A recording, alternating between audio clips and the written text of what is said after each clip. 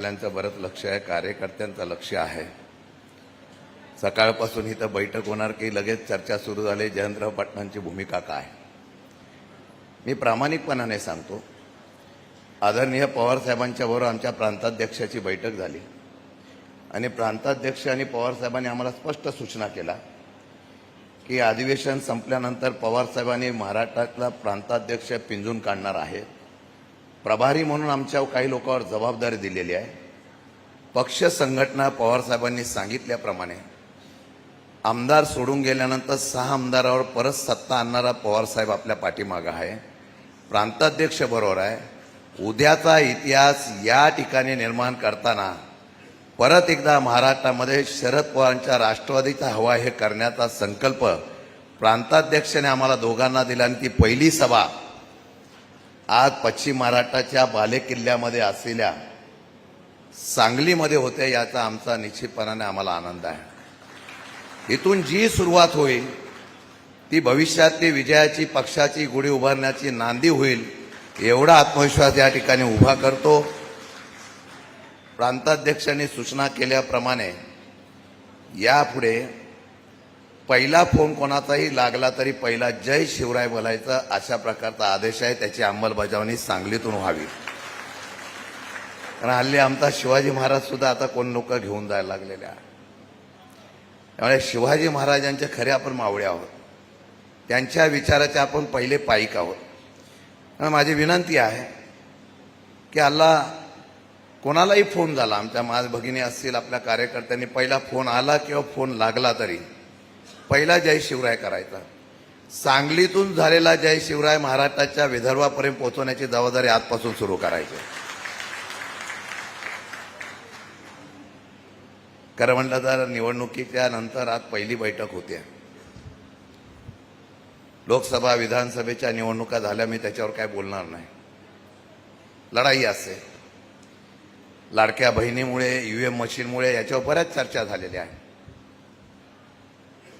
पण आम्ही सैनिक आहोत. पक्षाच्या नेत्यांचा आदेश आल्यानंतर लढलं पाहिजे हे भूमिका घेऊन आमच्यासारखे कार्यकर्ते सुद्धा लढतो. पश्चिम महाराष्ट्र म्हटल्यानंतर पवार साहेबांचा बालेकिल्ला, सांगलीमध्ये सुद्धा एक जागा सोडली तर आपला बालेकिल्ला अबाधित ठेवण्याचा तुम्ही प्रयत्न केला. पण दुर्दैवाने सातारा जिल्ह्यामध्ये शरद पवारांचा बालेकिल्ला म्हणून चव्हाण साहेबांच्या विचाराचा बालेकिल्ला हा पूर्णपणाने नेस्तनाबूत झाला. मी आणि अध्यक्ष इथं आहे. आता उद्या आमच्याकडे सकाळी 10 वाजता हर्षवर्धन पाटील साहेब येणार आहे. नंतर पुण्याला बैठक होईल, तर कोल्हापूर, सोलापूरला बैठक होईल. आमचा एकच उद्देश आहे, किती गेले त्यापेक्षा किती राहिले याला महत्वाचं आहे. आणि किती राहिले ते किती प्रामाणिकपणाने लढतायत याला महत्वाचं आहे. छावा चित्रपट बघितला असेल. संभाजी महाराज शेवटपर्यंत लढले पण त्यांनी हार मानली नाही. पण त्यांच्याबरोबर त्यांच्यावर लढणारे जे ठराविक होते ते इतिहासामध्ये निश्चितपणाने आदरामल झाले. आम्ही तसेच सैनिक होऊन या नेत्यांच्यासाठी आणि या पक्षासाठी लढण्याची भूमिका करावी एवढीच विनंती करणार आहे. निवडणुका काय हरलं ह्याच्यामध्ये बऱ्याच चर्चा झाल्या. माझे 2-3 मुद्दे आहेत की निवडणुका लढवण्याची रणनीती भाजपने फार व्यवस्थितपणे केली होती. प्री प्लान त्यांची निवडणूक होती. जिल्हा परिषद, पंचायत समिती, नगरपालिका, महानगरपालिका एकही निवडणूक घेतली नाही. त्याचं कारण असं होतं, निवडणुका लागल्या की समोर पार्टी उभी राहते. ती पार्टी काही केली तरी ती 50%, 40%, 30% राहते. जो आम्ही उमेदवार देतो तो पक्षाशी प्रामाणिक राहतो. हे भाजपला पूर्णपणाने माहीत होतं. म्हणून या निवडणुका पुढे ढकलण्याचा त्यांनी व्यवस्थितपणे नियोजन केलं आणि तशाच पद्धतीने त्या ठिकाणी वेगवेगळ्या प्रकारच्या रणनीत्या आखल्या गेल्या. मग अशा अनेक समाजाच्या लोकांनी, ओबीसी असेल, मागासवर्गीय असेल, मुस्लिम समाजाच्या लोकांनी, मराठा समाजाच्या लोकांनी या ठिकाणी आपली भाषणं केली. महिला भगिनींनी भाषणं केली. मला वाटतं की गेल्या काही वर्षापासून आपण बघितलं असेल तर समाजामध्ये ध्रुवीकरण करण्याचा प्रयत्न सातत्याने होतो आहे. रोज आपण बघितलं म्हणजे दुधाला 2 रुपये वाढ झाली याच्या बाबतीमधली चर्चा कमी होते, पण दुसऱ्या विषयाच्या संदर्भामधली चर्चा करण्याचा प्रयत्न केला जातो हे आम्ही दुर्दैवाने पाहतोय.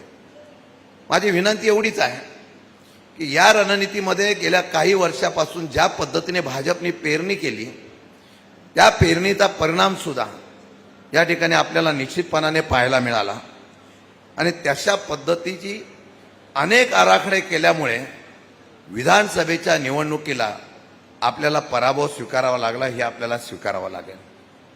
निवडणुका झाल्या, आता आपल्याला पुढे काय करायचा हा प्रश्न जो आहे. माझी विनंती आहे की आज ही बैठक होत असताना नव्या उमेदीने आपण उभं राहूया. अनेक विषय आहेत, अनेक विषयाच्या संदर्भामध्ये आपण आपली शक्ती आणि आपलं असलेलं एकीचं बळ दाखवलं तर लोक आपल्याकडे फार मोठ्या अपेक्षेने बघतील आणि या अपेक्षेच्या माध्यमातून या महाराष्ट्रामध्ये अनेक प्रश्न आहे, अनेक विचार आहे.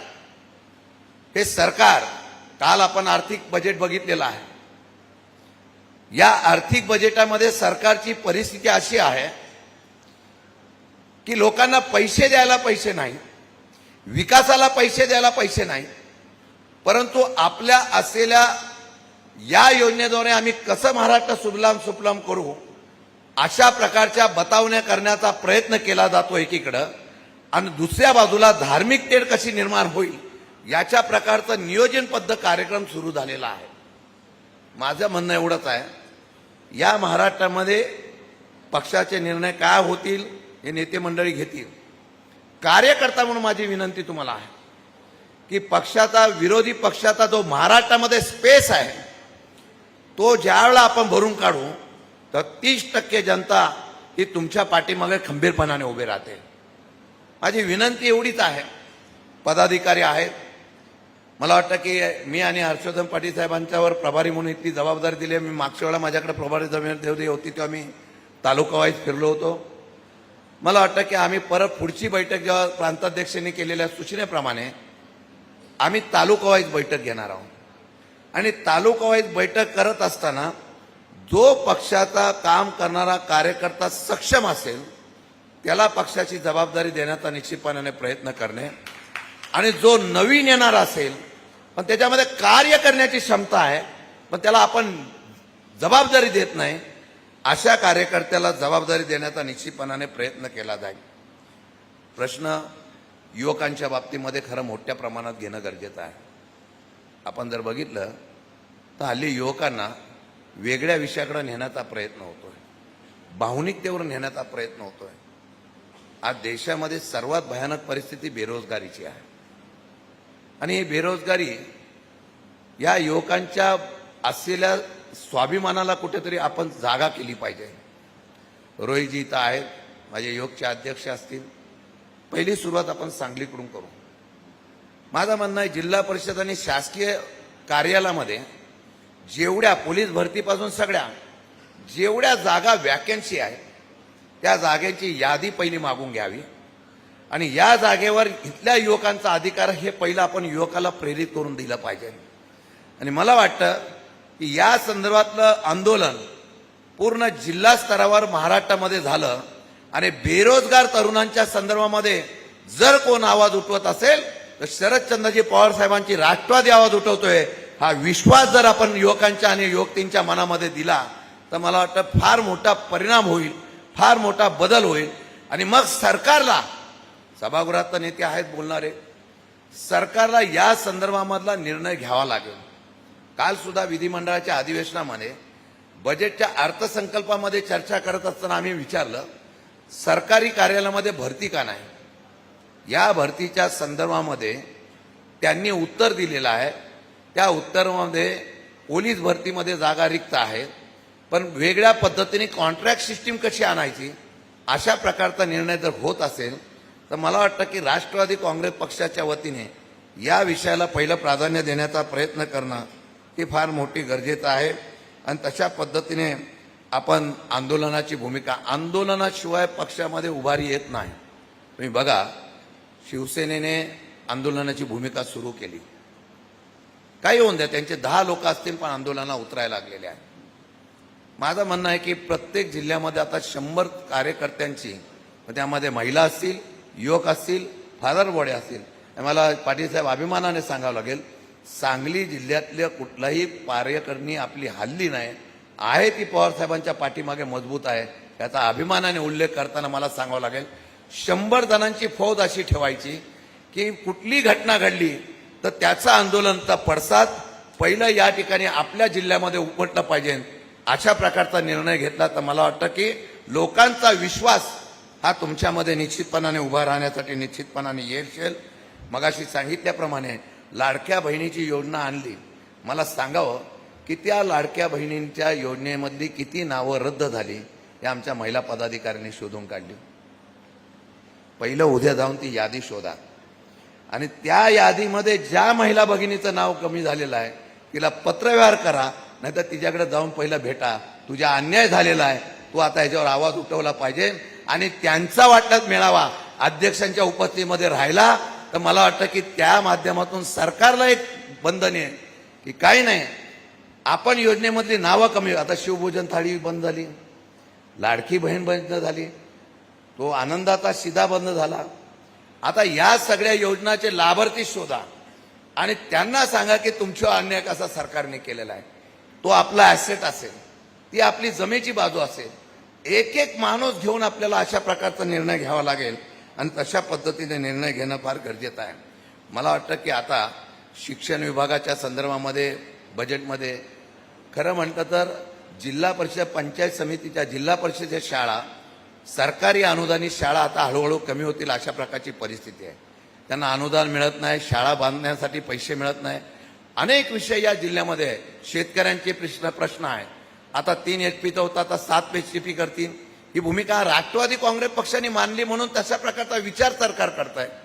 पण ज्या ज्या प्रमुख लोकांची भावना आहे, ज्या ज्या प्रमुख लोकांचे विषय आहेत, आता तुमचा इथला शक्तीपीठाचा विषय जो आहे, निर्णय काय घ्यायचा तो घेऊन द्या, पण जनतेच्या बरोबर राष्ट्रवादी काँग्रेस पक्ष आहे. या संदर्भातला निर्णय घेत असताना कोल्हापूर असेल किंवा या ठिकाणी सांगली असेल, या असलेल्या प्रमुख मुद्द्याला आपण तिथे लोकांमध्ये बैठका घेऊन त्यांच्या आंदोलनाची तयारी केली तर तेवढ्या लोकांचा आपल्यामध्ये निश्चितपणाने या ठिकाणी पाठपुरावा आपल्या पाठीमागे होईल. विकासाची कामं विरोधकांची होतील हा विषय आता संपलेला आहे. पूर्वी सरकार कोणाचं असलं की ते विरोधकांचं पण काम करायचं आणि सर्वांचं करायचं आहे.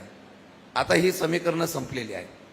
आता फक्त निवडणुका कशा जिंकायचा हा फंडा त्यांना माहीत पडल्यामुळे ते आता निवडणुका कशा जिंकण्याच्या संदर्भातून त्या ठिकाणी निर्णय घेतील.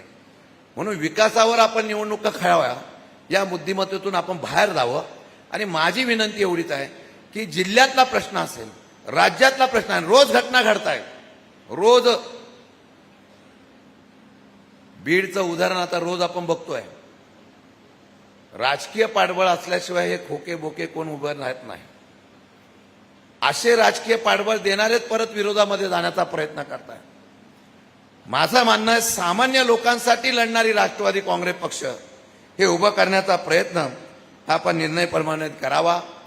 महावितरणाचा प्रश्न, अनेक प्रश्न आहेत. वाटल्यास आम्ही प्रश्न प्रभारी म्हणून वाटल्यास आम्ही जिल्हाध्यक्षाकडे पोचवत जाऊ. हे प्रश्न आहे, या संदर्भामध्ये जिल्ह्यामध्ये प्रांताध्यक्ष आम्हाला सूचना करतील. वेळ पडली तर रस्त्यावर उतरण्यासाठी ज्यावेळा आंदोलन असेल आम्हाला साथ घाला. 100% त्या आंदोलनामध्ये आम्ही पुढे असू हा विश्वास तुम्हाला या बैठकीच्या निमित्ताने देतो. आज बघितलं एका कोर्टाने निर्णय दिला. कोर्टाने असं सांगितलं की परत निवडणुका घ्याव्या लागतील म्हणून हा विचार करून आम्ही निर्णय बदलला किंवा निर्णय दिला. मला वाटतं तर असा निकाल जर कोर्टाने लावला गेला असेल, मी न्यायालयाच्या विरोधात नाही, पण चुकीचा असेल तर कोर्टाने लगेच निर्णय द्यायला पाहिजे. तर कोर्टच म्हणत असेल की खर्च वाढेल म्हणून निर्णय देता येत नाही.